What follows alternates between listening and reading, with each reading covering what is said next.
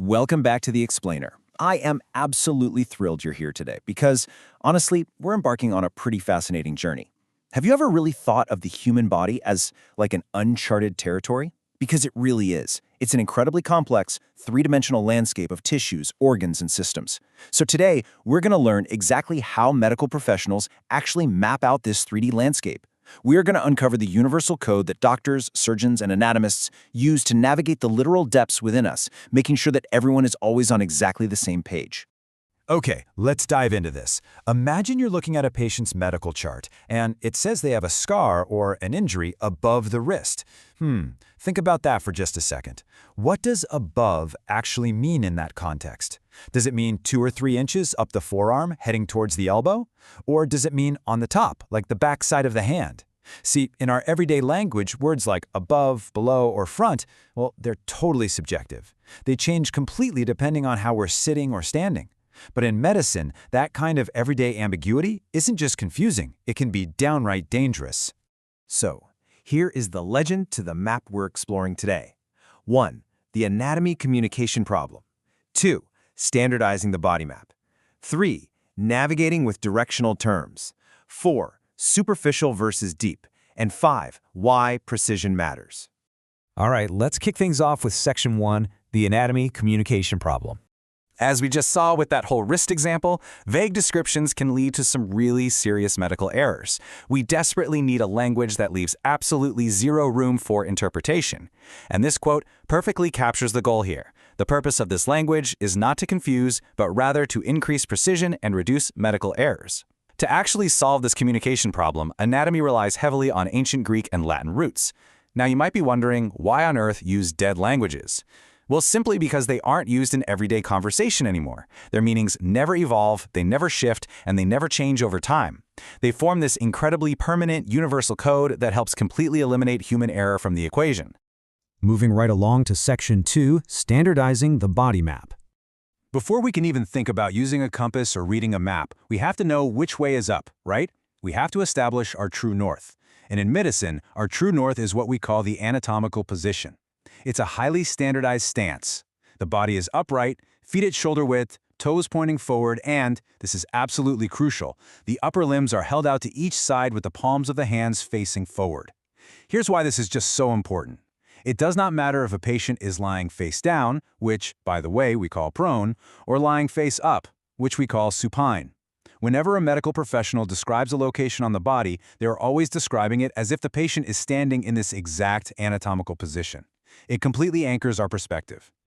Which brings us to Section 3, navigating with directional terms. Let's move to and see how this builds. Now that we've got our true north, we need a compass. Anatomists use these specific directional terms that always act in binary pairs to give us exact, unarguable spatial placement. Our very first pair on this compass is superior and inferior. Superior, or cranial, means toward the head, or just a higher position in general. Inferior, or caudal, means toward the feet or a lower position. To tie this directly to your own body right now, your nose is superior to your mouth. But if we look a little lower down, your stomach is inferior to your heart. It's a very precise vertical relationship. Next up, we have anterior, which is also called ventral, and that just means toward the front of the body. Its binary opposite is posterior, or dorsal, meaning toward the back. So, to give you an example, your toes are anterior to your foot. On the flip side of that, your spine is posterior to your stomach. Then, we have proximal and distal, which we primarily use when we're talking about our limbs. Proximal means closer to the point of attachment to the trunk of the body. Distal means farther away from that attachment point. Think of your arm for a second. Your elbow is proximal to your wrist, but your fingers, they are distal to your wrist.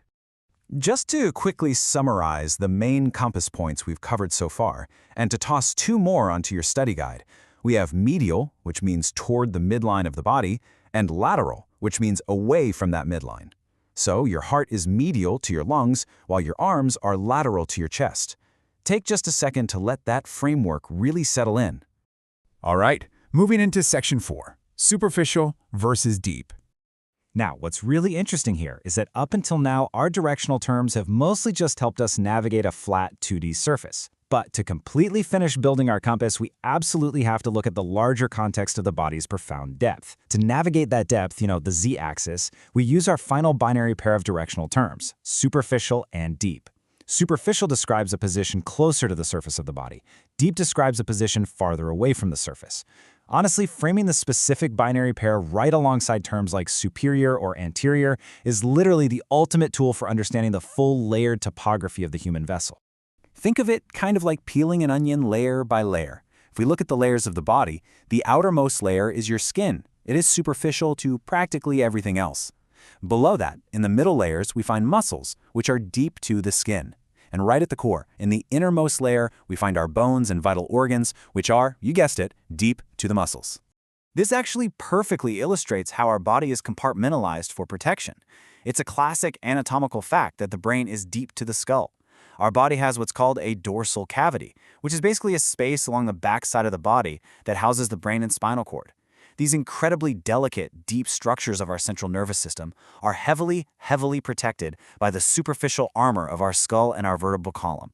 Without really understanding the relationship between superficial and deep, we literally couldn't properly describe how our body shields its most vital cavities. And that brings us to our final section, Section 5, Why Precision Matters. So, we've built our map, we've found our true north, and we've learned our full directional compass. But how is this actually applied in the real world? Well, the combination of the anatomical position, our directional terms, and that crucial 3D understanding of superficial versus deep literally saves lives in clinical settings.